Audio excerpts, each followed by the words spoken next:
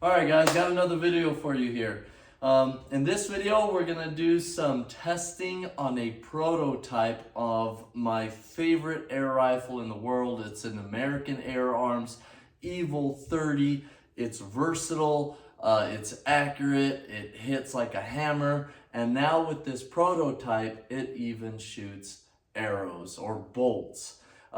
So let me kind of show you what I love about this, right? So as you see it right now, I have the prototype. It's an arrow barrel, and we're gonna take a couple shots using just these bolts. I got a target down at 60 yards, and this scope, this is the Airgun Zulus. It is set and it has the dope for this arrow barrel kit. So we're going to take a couple of shots, and then from there I'm going to swap the barrel, put a 30 cal pellet barrel. I'm going to change the settings of the Zulus, and then I'm going to send a few shots downrange at 60 yards. It is shooting these bolts at about 400 feet per second roughly, and it's shooting the pellets 44 grainers at about 895, right around there. So with the exact same tune, I don't have to do any adjustments. It's shooting these bolts and it's shooting these pellets at great velocities, producing a lot of energy. That's what I love about this setup, on top of it's American made. So let's take a few shots, see what I'm talking about.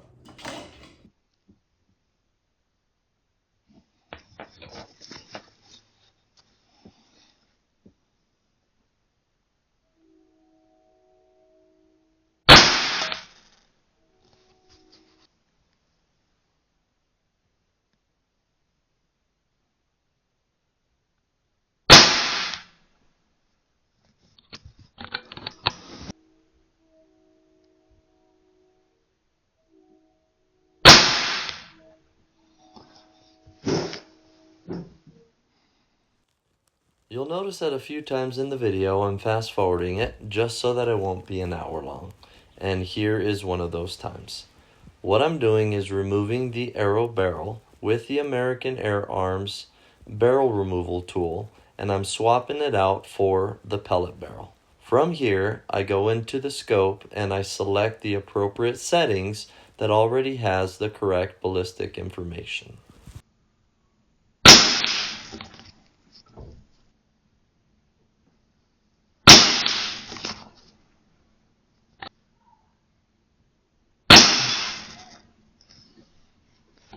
And just like that, I have a air rifle that is shooting 30 caliber, and in a minute or so I could swap the barrels, I could change the setting, and now I'm shooting bolts. So I could go from small to medium game to big game on the same, using the same platform, on the same hunting trip if I'm hunting different game, going on the same trip. So absolutely love this setup.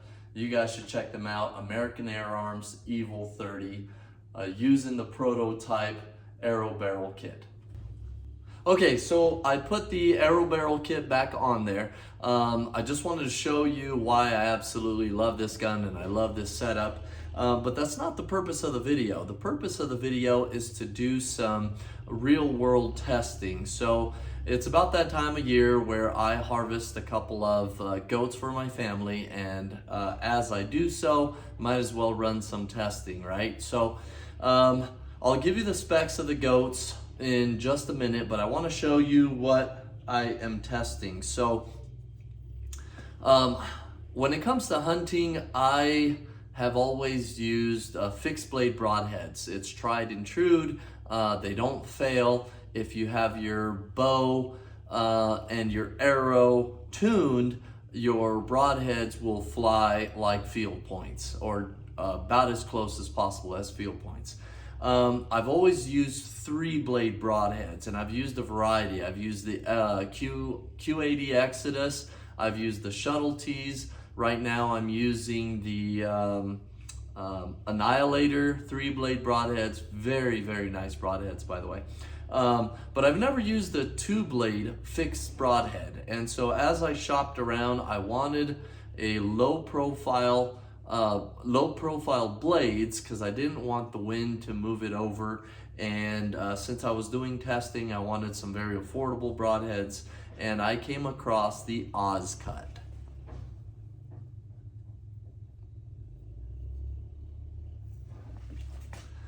So we're doing some some testing, right? I am using the gold tip 396 Swift bolts and using a 100 grain broadhead. I usually like a higher FOC, but since I'm looking for speed, I decided to go lightweight on this. So it just has an aluminum insert. Again, it's got the 100 grain tip. Again, we're looking for speed on this setup. And what I'm going to do is I'm going to have a target out at 60 yards. And I want to see, can this 2-blade broadhead give me a pass through? How deep of a penetration is it going to get me at 60 yards, which I think is a great distance for crossbow, for compound bow, and in this case, for an arrow slinging air gun. I want to get penetration, one on fixed blade, 2-blade broadhead, and the second one I'm testing is the Rocket Meat Seeker.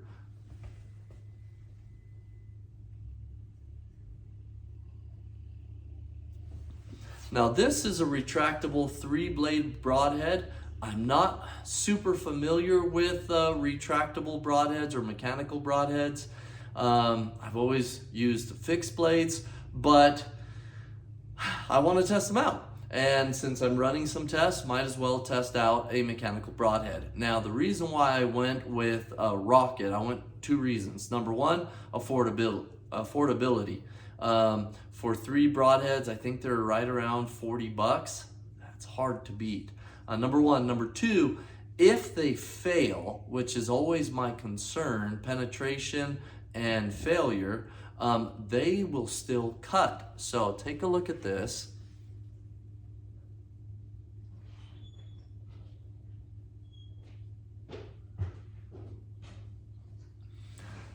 So if they don't open up, at least they're still slicing through, and that got my attention. This is a piston action broadhead. It does have a rubber band holding the blades. I'm not crazy about that because once you shoot it, or if you forget your pack of rubber bands, what do you do? You know, with those rubber bands, I don't know. But I wanted to try it out.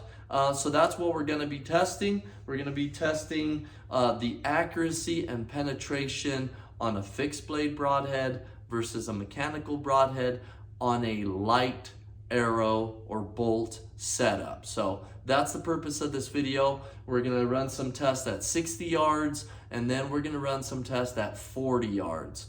A lot of YouTube videos out there, they run tests at 20 yards. That's great. You know, depending on your setup, your blind setup or your tree stand, most of your shots are going to be about that 20 to 30 yard. But if I can get great accuracy and great penetration at 40 and at 60 yards, then I know 20 yards, 30 yards is a no-brainer. So that's why I'm extending the distance on these. Let's check them out.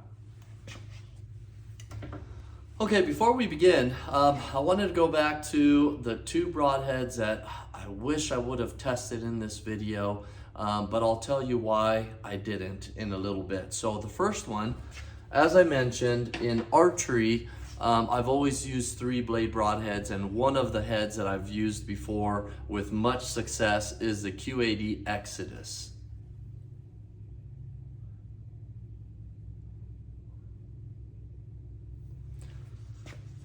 So this is a 100 grain broadhead, and when I did some preliminary testing out at 40 yards and at 60 yards, these did not fly well out of this setup. So maybe it's shooting too fast, maybe I need to shoot it faster, I'm not exactly sure, but I love the way the gun is set up. I don't want to tweak it. So I had to eliminate this option. Sadly, I really wanted to test out a 3-blade, fixed 3-blade broadhead for you. But here's some food for thought. So for archery, I've always liked 3-blade broadheads because when they hit your target, it almost becomes a hole rather than a knife cut on a 2-blade broadhead. And I've always had a lot of success with a hole about that big, entrance and exit. You get a lot more blood coming out. So I've been a big fan of 3-blade broadheads. On the downside, the more blades you have on a broadhead, the more resistance you have as you're going through, because there's more surface area. So if you guys didn't know that, just sharing some broadhead knowledge for you guys. And due to what I'm testing, I wanted the least amount of resistance, which if I'm bringing them down, right, from least amount to most resistance, it's going to be a 2-blade fixed broadhead is going to give you the least amount of resistance as it's entering the object or your target or your quarry. The second, I think it'll be a 3-blade fixed broadhead is going to give you the least amount of resistance. Third is going to be, in my opinion, a mechanical broadhead because of the motion, the movement that's going inside as it's penetrating. It's actually, I think it's resisting, it's using some of that energy to deploy the blades, which might be slowing down. Theory, because I'm not familiar with mechanical broadheads, it's just a theory, but that's kind of what I'm thinking. But again, sadly, I won't be able to use this one. Accuracy just wasn't there for my standards for hunting, so this one's out. The other one, and this is a new one for me, is the Annihilator.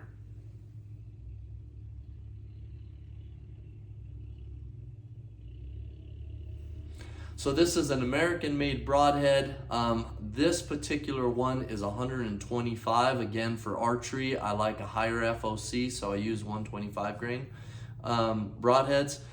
And these fly fantastic. Their blades are a lot more narrow, way more narrow than the Exodus, so it's not going to give you as big of a wound channel initially, but they fly really, really good because of how narrow the blades are.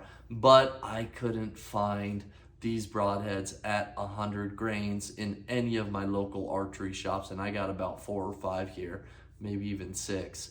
And no one was carrying it. So Annihilator, where are you guys at? I couldn't get any, even out of stock online. So sadly, this one, as much as I wanted to test this broadhead, they're out of stock. So I don't think it's fair to test a 125 grain versus the 100 grains. It's not, the drop is going to be different, number one, so I don't know if I'm going to be on target. I'm going to need to know my dope at those 2 yards. And 2, did it penetrate better because of the weight? Or I don't know. Because of not knowing, I had to remove this one out. So sadly, this one isn't going to be tested. Now, let's do some testing.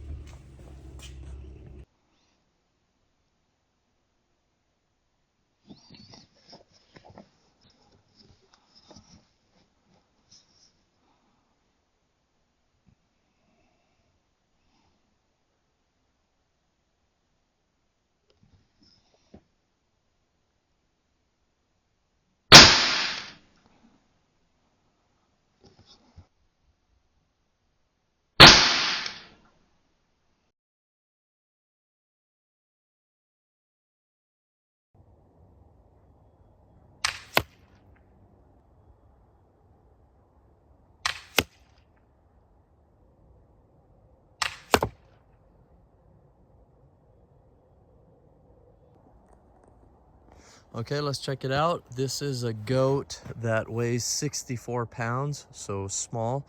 And you can see the 3 shots. So this one hit the shoulder, this one looked to be a perfect shot, and this one probably would have been a liver shot on a deer-sized animal. If you look at the elbow right here, and it is pushing forward, so it'll probably be over here. Again, that probably would have been a liver shot there. But let's take a look on the other side.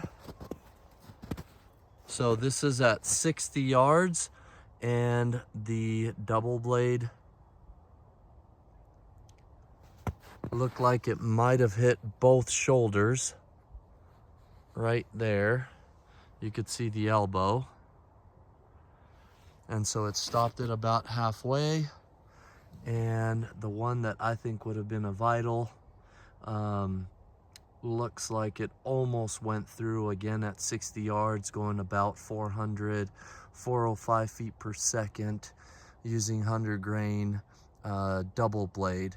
And the third shot, which would have been the liver, actually passed through, and I lost it in the alfalfa.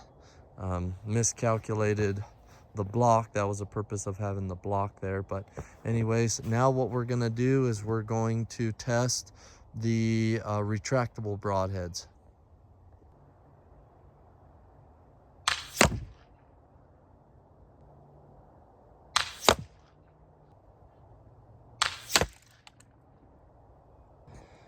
All right, and here's what I got for the retractable broadheads. It looks like this was the first time I shot these retractable broadheads, and it looks like it was flying a little high, about 2, maybe 3 inches high than the field points and the double blade broadhead. So if I do choose to hunt with this, I would probably have to readjust for the 0 here, or to get my dope. But let's take a look. So this first one, as you saw in the picture, just skimmed, so that one didn't really count.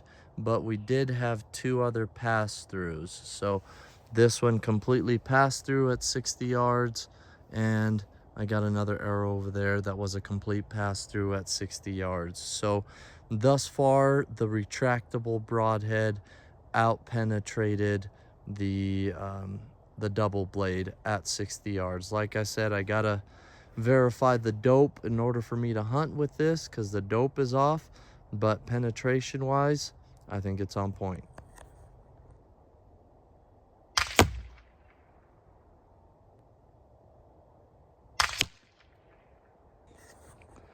Okay, so this is goat number 2 at 40 yards. This goat is 74 pounds, and I took 2 shots. The first one I aimed for the shoulder, to try to hit a shoulder blade, just to see if your arrow moves over a little bit, can it penetrate? And let's take a look. So you could see the end of the bolt right there. It did hit both shoulder blades, and it just wasn't a full pass through.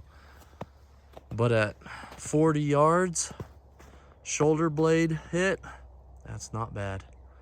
The second shot was behind the shoulder a little bit. Here's the elbow. If you can't see that, I'm sorry, but there's the elbow right there, straight up right there. Looks like it would have been towards the end of the lungs, getting into the liver. I think still would be a vital shot there, and that one was a full pass through at 40 yards. Now we're gonna try out the retractable broadheads.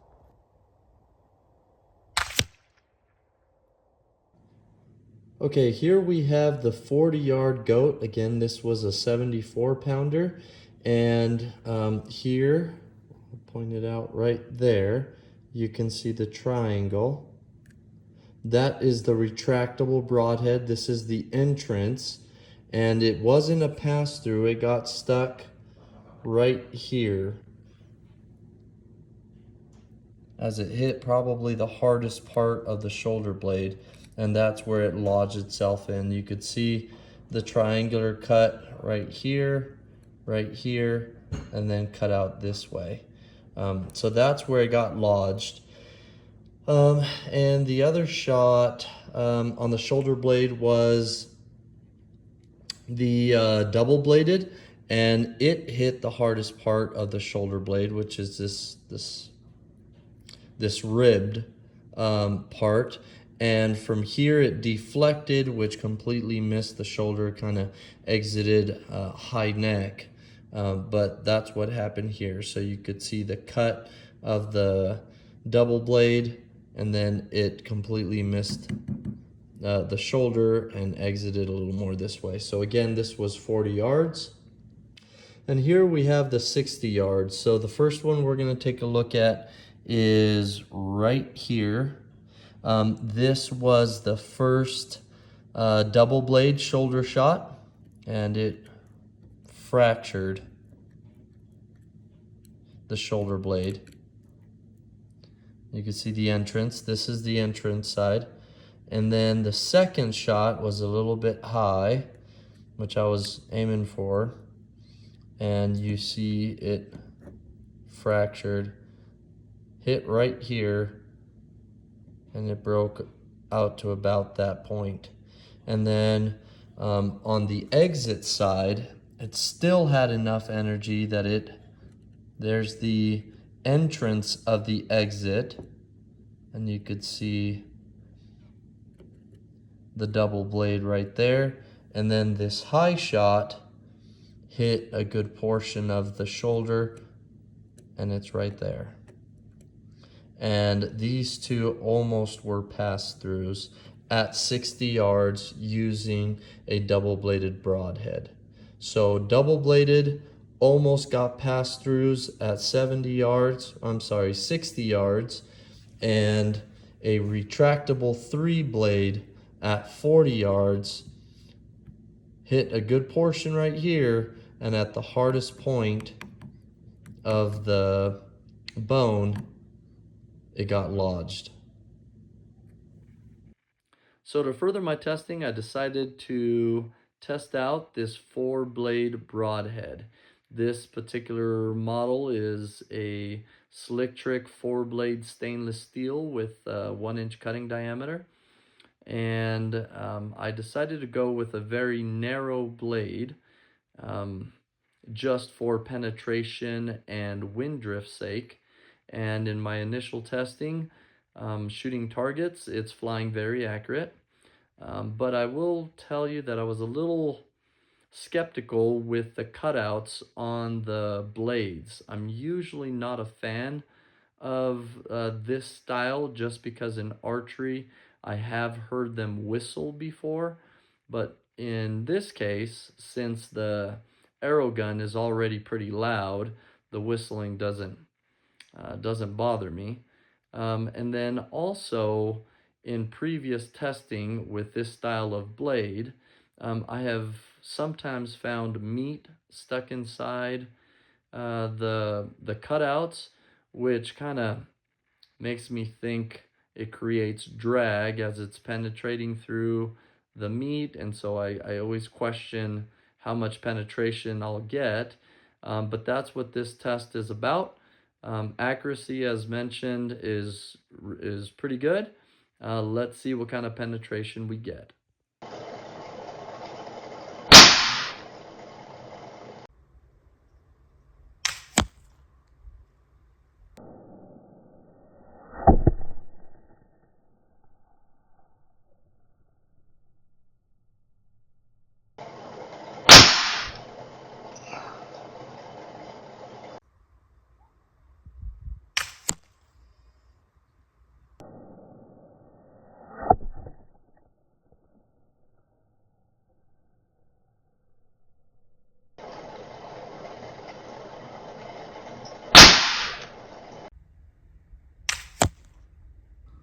Okay, and here we have the two front legs of a 65-pound goat.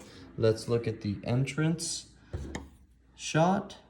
You can see there we have 1, 2, 3, 4 blades nicking the rib on the entrance side, and here is the exit. 1, 2, 3, 4.